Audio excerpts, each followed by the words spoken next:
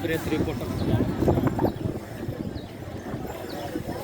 जो आज प्रेस के अंदर ये सारी पब्लिक जो भी है इकट्ठा हुआ है, इस वजह से कि मैं ये जानना चाहता हूँ आपका नाम तो? मेरा नाम हुआ अंजुम बाड़ी, elected cabinet member district bar association. मैं आपको बता दूं कि ये जो लॉकडाउन का चक्कर रहा है, विशेष तौर पे इसका इफेक्ट एडवोकेट और हमारे क्लाइंट पे रहा, और इसके लिए कई बार मैंने धरना प्रदर्शन किया और सरकार को इसके बारे में बताई, और आज फिर ये लॉकडाउन लगा दी। चलिए ठीक है, लेकिन आप क्लाइंट बाहर है, लेकिन एडवोकेट भी अगर अंदर में है तो वो तो फिजिकल कोर्ट हो नहीं रहा है।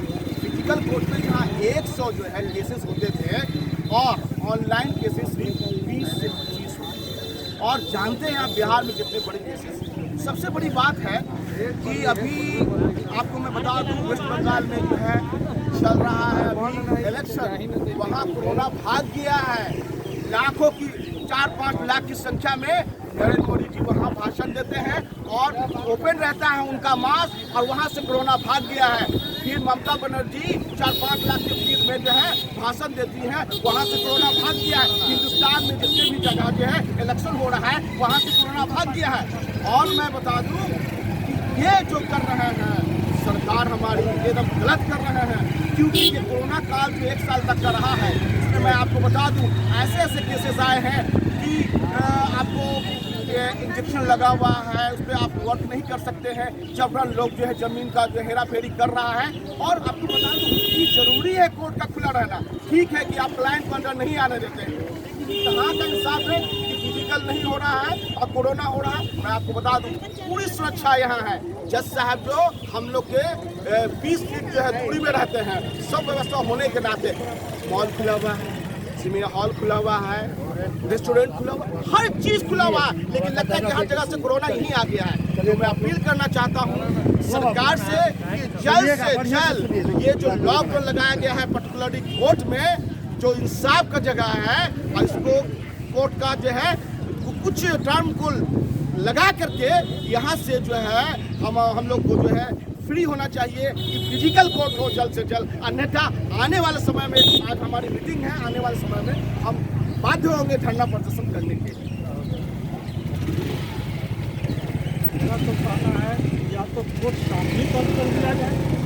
क्लाइंट कहाँ से दूर दूर से आता है, बेचारे पैसा खर्चा करके, गाड़ी नहीं उसको मिलता है, कोई सुविधा नहीं है, कोई सुविधा नहीं, जाता है चला जाता है, कोई काम नहीं हो रहा है।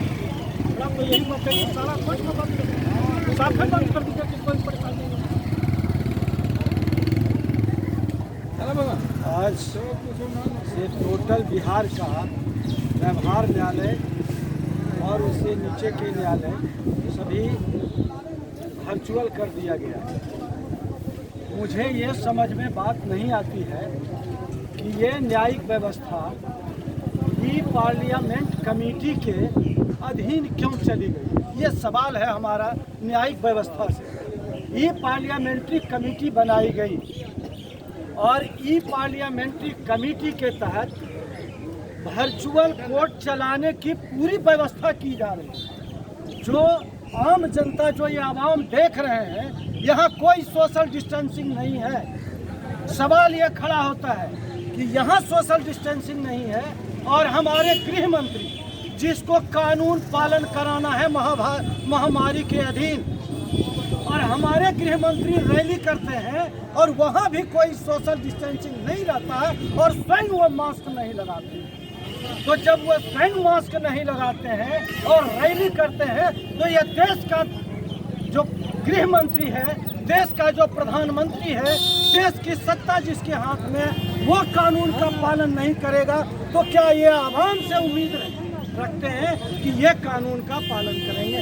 सवाल ये है। तो ये सत्ता से सवाल है कि ये जो है कानून का पालन क्यों नहीं कर रहे हैं। दूसरी बात कि ये सरकार ने, चाहे वो भारत की सरकार हो, चाहे बिहार की सरकार हो, ये सरकार संविधान विरोधी गतिविधि अपनाए हुए है। भारत सरकार संविधान विरोधी कानून बना रही है 3 कृषि कानून लाया गया है।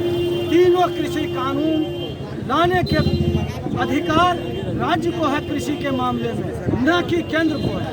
राज्य सरकार के अधिकारों को छीनकर केंद्र सरकार ने बाजबरदस्ती पार्लियामेंट के नियमों को ताखे पर रखकर वो कानून बनवा दिया गया। जिस समय अध्यादेश आया था 5 जून 2020 को, उसी दिन से पूरे भारत में इसका विरोध होने लगा कि ये जो भारत सरकार कृषि कानून के लिए अध्यादेश ला रही है, ये अध्यादेश कि आम किसान विरोधी है, आम मजदूर विरोधी है और जो कृषि आबादी पर रह रहे हैं उसका विरोधी है। और देश में आंदोलन हुआ, मांग किया गया कि इसको वापस लिया जाए और साथ साथ एमएसपी की गारंटी किया जाए। आप उद्योगपतियों को, एक मिनट, आप अगर चलाते हैं तो ठीक है, नहीं चलाते हैं तो हमको ये नहीं।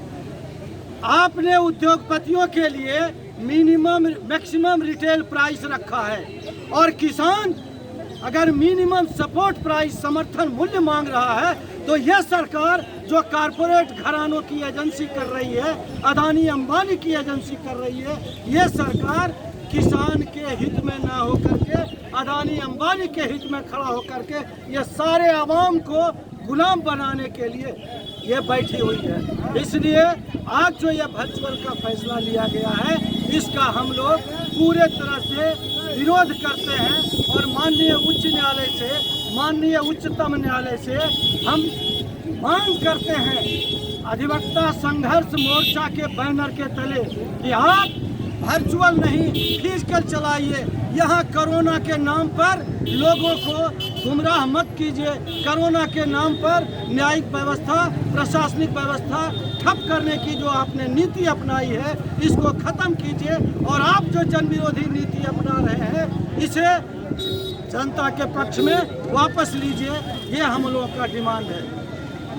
फर्स्ट इंडियन में पटना बिहार मैं छात्र में ये बात किया कि कोरोना की महामारी के कारण किसी का बहू बेटी माँ बहन हिरासत में रहने के कारण अपना न्याय मांगने के लिए आए, न्याय की दरवाज़ा खटखटा रहे हैं, लेकिन बिहार सरकार न्यायालय द्वारा ये प्रशासन जनता को अंदर जाने से रोका जा रहा है। फर्स्ट न्यूज़ मैं जनता से भी मैं कुछ सवाल पूछना चाहता हूँ। क्या लॉकडाउन बिहार में तेजी से बढ़ रहा है कि लॉकडाउन लगाया जा रहा है, इस पर जनता क्या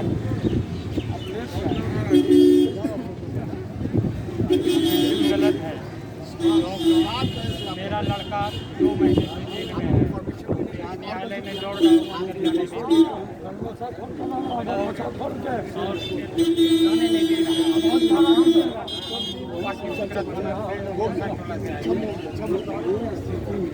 ठीक है। फर्स्ट इंडियन में अशोक कुमार पासवान, पटना बिहार।